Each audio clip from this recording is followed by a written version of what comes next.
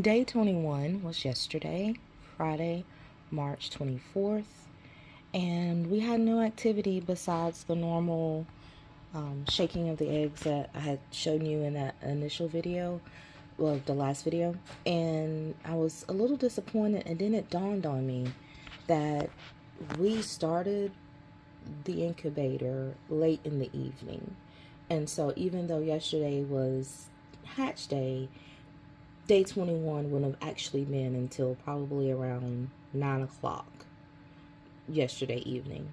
And so around 12 o'clock yesterday, this morning, we started getting some pipping.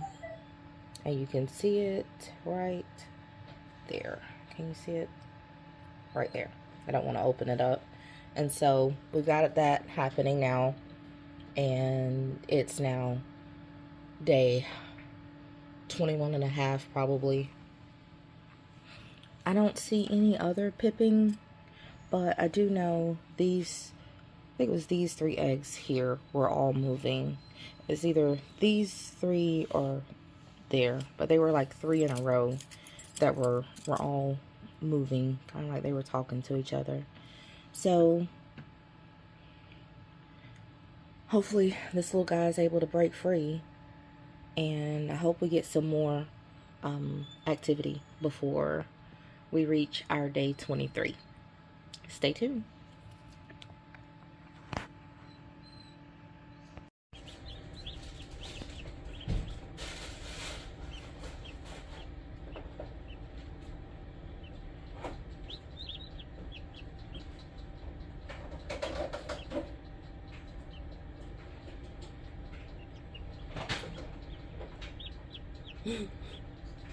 You're so cute.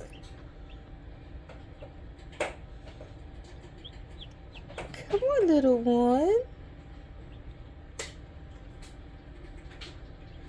So, looks like about 5 different ones are trying to hatch now.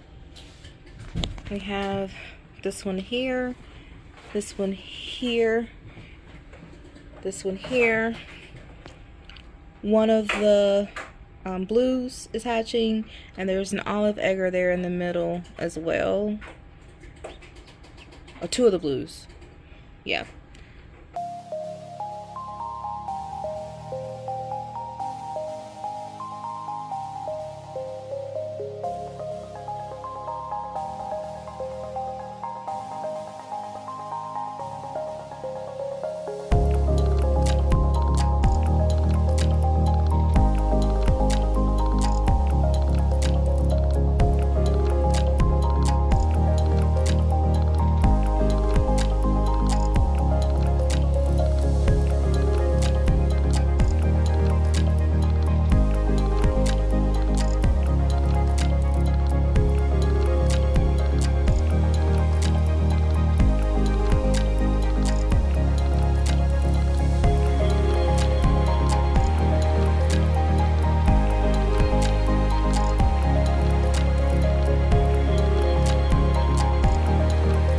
There it is!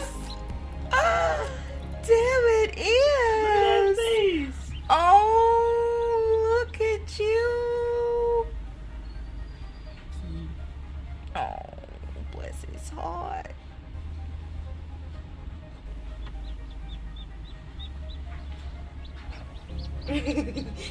Your other foot, your other foot okay? Can I get a picture? Oh, he talked to the other one. Hey, you need to get out. Yeah, I need some help. Whoop, whoop, whoop. Oh my goodness. Going. Well, we are going somewhere. He's gonna wake up everybody else. That's a good thing. Hey man, this looks pretty good out here. All right, so I am going to stop recording now. Look at him go, though. His eyes ain't open yet. No, they were open. Oh. He just resting. He tired. He tired. Yeah, but wake up. Look, he put his wing up there. Like, wake up. His mouth open like, whoo. Child. Whew. Hello, baby. Hello, baby. Welcome home. Welcome home, baby.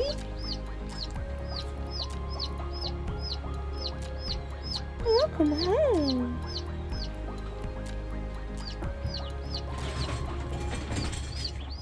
Oh! Yeah, I see his eyes now. Feisty little one. And we have number 2. Number 2 is out. And tired. Yeah. And number 3 is trying. Number 3 is struggling quite a bit. A little concerned about this one. And number 1 is almost completely fluffed out back there.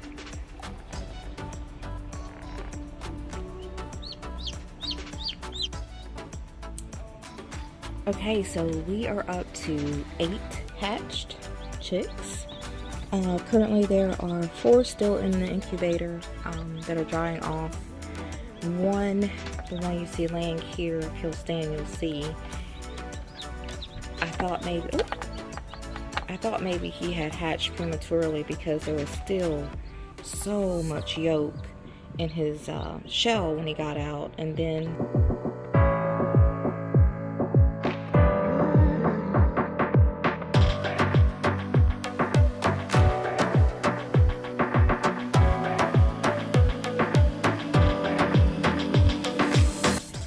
what looked to be like umbilical cord, see, hanging from his rear end there, was attached to a bunch of material. That's the best way I know how to put it right now. And he seemed like he was drowning as he was trying to come out of the shell. So we did help him to get out. We pecked a little bit and helped him get out. He's been struggling since. I'm still trying to figure out how to help him. It seems like the area has shrunk some where that connection to the tissue was at. So he may be okay. I've been researching and talking to some that are experienced with this and just going back and forth with that. Brady, hush. And the ones that have dried off fairly well, I had taken some out before they dried out completely, simply because the temperature had gotten so high and the humidity had gotten so high, and I wanted the ones that are still hatching to be okay, and so we did move some. There's about 4 more that are still pipping and breaking out that I can see, and there's one alligator right there. But yeah, so they're all coming out fairly quickly, and bless their little hearts, they're so tired when they come out. But let me show you the ones that have come out. Okay, so I cut the light off so that we could see just a little bit better. This is what we have so far. I did put some water in because even though the temperature was where it needed to be, we did have a couple that were panting. It was these 2 here were panting, and so I wanted to put some water in.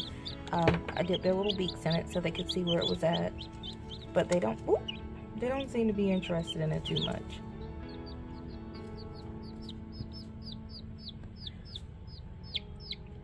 Now, I know I've seen some to say to put some water, some pebbles or something in the water to keep them from drowning.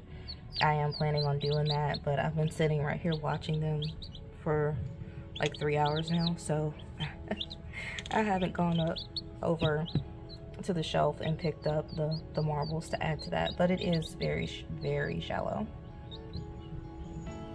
So this one here is the first one I hatched, and he's adorable. She's adorable. I hope they're all she's, but what are the chances that's actually going to happen?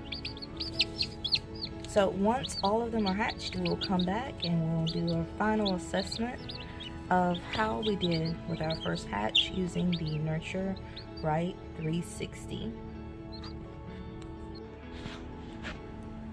So you can see this little guy here has some bleeding from his bottom. I researched really quickly and found that it could mean that the humidity was too high and things didn't dry out appropriately before he detached from the shell. And so the suggestion was, if the bleeding doesn't stop, to dip their bottom into some cornstarch. So I have some cornstarch here. I'm just gonna reach in and get him out real quick and dip his little bottom in there and put him back because he's still pretty wet. Well, she was not happy with me. She was not happy with me one bit. But the bottom has been dipped, and I'm just going to leave the remainder of this here in case we have another hatch with the same issue. So stay in tune, stay in tune.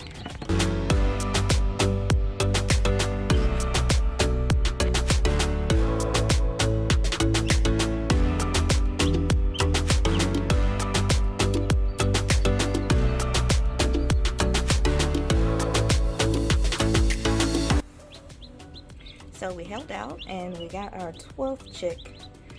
Was born sometime last night. It's fairly dried out this morning. That would be her right there. Looks like, according to the eggshell, the whiting true blue. I don't know because I haven't looked up what they look like. So checked all the rest of the eggs. None of them are showing signs of pipping. A lot of them are just really, really light. I'm probably going to have my daughter Ty just record going through and cracking them all and seeing what it looks like on the inside. And we'll have that reported on a separate video for you.